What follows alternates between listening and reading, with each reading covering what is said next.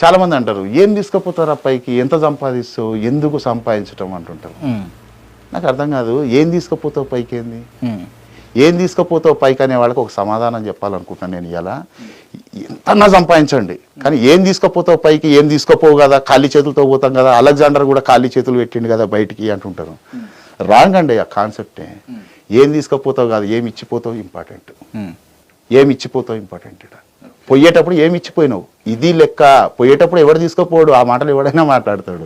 అసలు డబ్బు ఎందుకురా అనేవాడు డబ్బు సంపాదించడం చేతగానివాడు మాట్లాడతాడు. ఆ మాట శాతగానంలో మాట్లాడతాడు. డబ్బు సంపాదించడం చేతగానివాడు మాట్లాడతాడు. ఏముందిరా బయట పైసలల్లా, ఏముందిరా బయట డబ్బులల్లా, దోస్తులు కావాలి, బంధువులు కావాలి, వాళ్ళు కావాలి, వీటన్నిటికీ డబ్బులు కావాలి మళ్ళీ అని కూడా తెలుసు. వాడు సంపాదించలేడు కానీ అంటుంటాడు ఏముంది డబ్బులు అంటుంటాడు.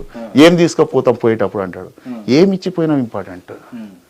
ఉన్నది ఒకటే జీవితం, వచ్చిపోవడం కాదు ఇచ్చిపోవాలి. ఈ జీవితం కూడా ఐస్ క్రీమ్ లాంటిది, తిన్నా కరిగిపోతుంది, తినకపోయినా కరిగిపోతుంది.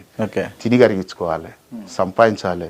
నేను ఒకటే అంట, సడన్గా చచ్చిపోతాడో లేకుంటే 4 రోజులు బెడ్ మీద ఉండి చచ్చిపోతాడు, కానీ చచ్చిపోయేటప్పుడు వానికి తెలిసిన దగ్గర వాళ్ళకి సడన్గా చచ్చిపోతే చుట్టూ వాళ్ళు కూడా లైఫ్ అంటే ఇదిరా, లైఫ్ మొత్తం ఎంజాయ్ చేసిపోయాడు మనోడు.